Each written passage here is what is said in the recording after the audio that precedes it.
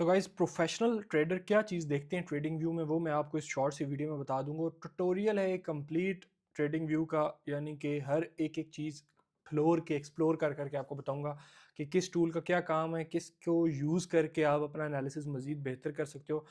So first of all hit the subscribe button, because कुछ ही time में एक trading से रिलेटेड 2 घंटे का कोर्स अपलोड करने जा रहा हूँ और बेसिक से एडवांस सारी चीज़ें होंगी। और वीडियो के डिस्क्रिप्शन में टेलीग्राम और व्हाट्सएप का लिंक होगा, उसको ज्वाइन कर लें।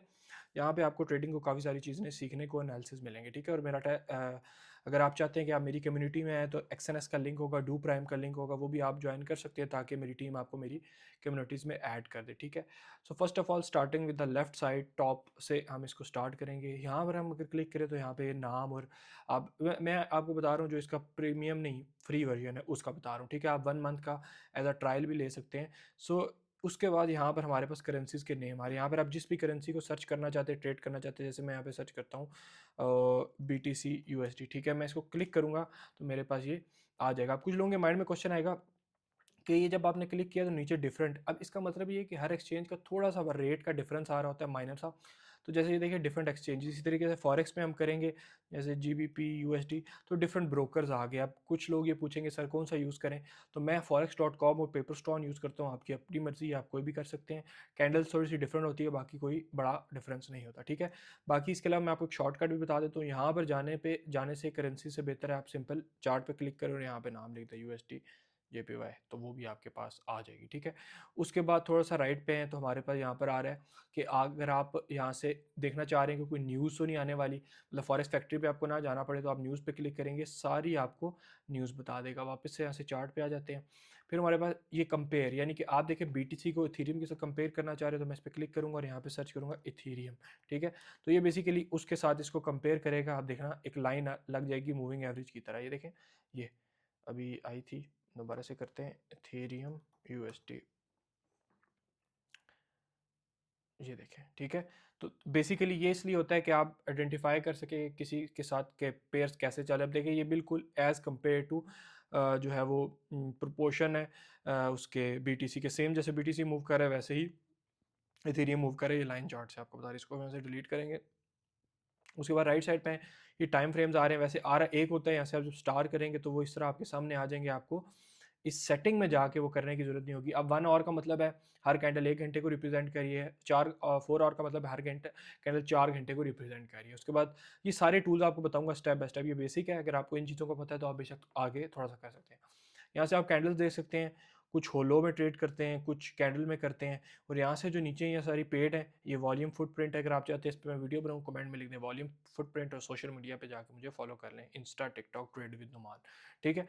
ये इसमें आपको वॉल्यूम फुटप्रिंट जो कैंडल के अंदर का वॉल्यूम होता है वो आपको पता चलता है। बाकी यहाँ से आप कोई भी लाइन चार्ट और डिफरेंट कर सकते हैं।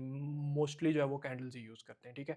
आपने कोई इंडिकेटर लगाना है, ये इंडिकेटर का सेक्शन है। यहाँ पे जिस भी इंडिकेटर को सर्च करेंगे आप, मूविंग एवरेज, RSI, वो आपका डिफरेंट आ जाएंगे, आप यहाँ से वो भी लगा सकते हैं। उसके बाद हमारे पास ये टेम्पलेट क्या होता है, देखें फॉर एग्जांपल मैंने ये एक टेम्पलेट सेट किया जिसमें डिफरेंट कैंडल्स, ये इसके लाइन का कलर था, ये देखें येलो, ऑरेंज।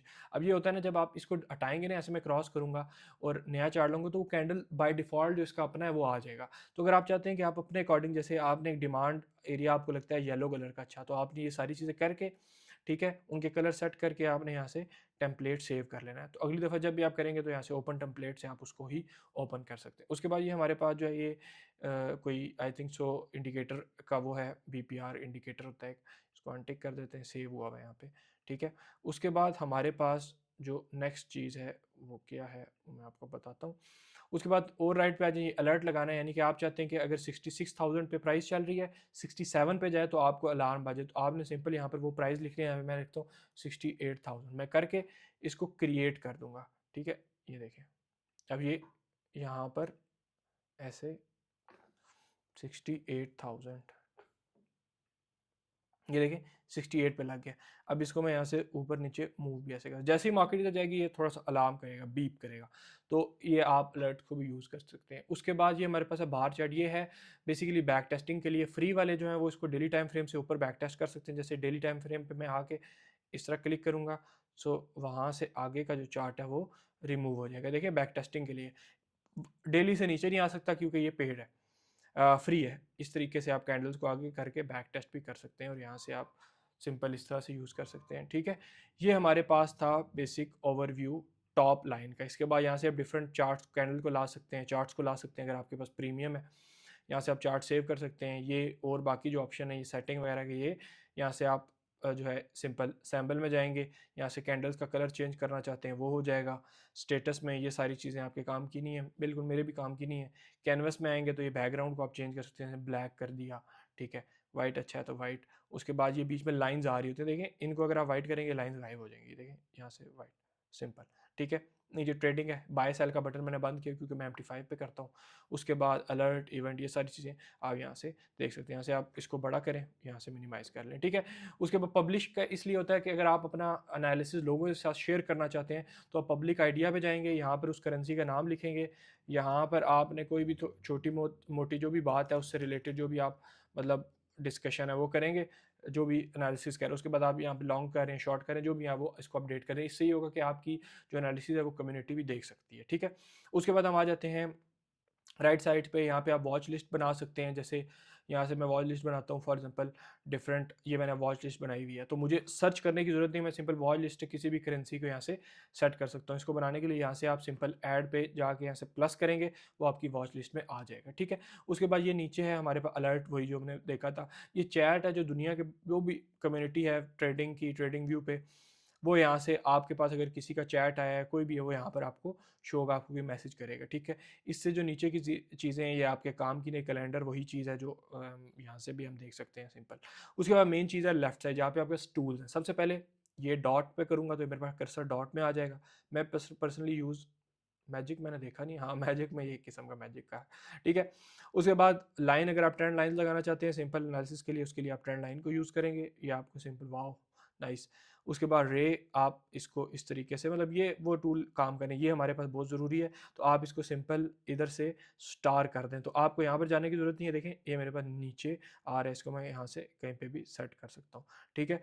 उसके बाद जो चीज़ें काम की बताता हूँ आपको, सपोर्ट रेजिस्टेंस के लिए हॉरिजॉन्टल रे, हॉरिजॉन्टल लाइन को आप यूज़ कर सकते हैं इस तरीके से। उसके बाद आप कलर चेंज करना चाहते हैं इसका, तो यहाँ से जाएं, सिंपल इस पर क्लिक करें, यहाँ से कोई भी कलर चेंज करें, यहाँ से इसको लाइन डॉटेड जो भी करना है। उसके बाद अगर आप यहाँ पे कुछ टाइप करना चाहते हैं, सेटिंग में आएंगे, यहाँ पे जो भी लिखेंगे, देखें जैसे मैं यहाँ पे लिख देता हूँ सप्लाई, ठीक है। तो मेरे पास सप्लाई लिखा आएगा कहाँ पर, ये सेंटर में। इसको मैं मूव करना चाहता हूँ लेफ्ट राइट, मैं सिंपल यहाँ से इसको मूव कर दूंगा, देखें राइट राइट पे चला गया, लेफ्ट लेफ्ट पे आ गया है, मिडल है, टॉप पे कर दे, बॉटम। इस तरीके से आप इसको भी बोल्ड करें, कलर चेंज करें, और इसको करके आप सेव भी कर सकते हैं, यानी कि बार बार आपको लिखना ना पड़े। आप इसको सिंपल लेफ्ट क्लिक करेंगे इसके ऊपर, ठीक है। इस लाइन पे आप जैसे ही ऐसे आके लेफ्ट क्लिक करेंगे, हमारे टेम्पलेट में जाएंगे, आप इसको सेव कर लें। जैसे मैं हेलो सेव कर लिया। अब देखें मैंने सिंपल यहाँ पर लाइन लगाई, लाइन लिखा हुआ कुछ नहीं है, इधर आया हेलो, ये देखें लिखा हुआ आ गया। तो इस तरीके से आप टेम्पलेट सेव भी कर सकते हैं।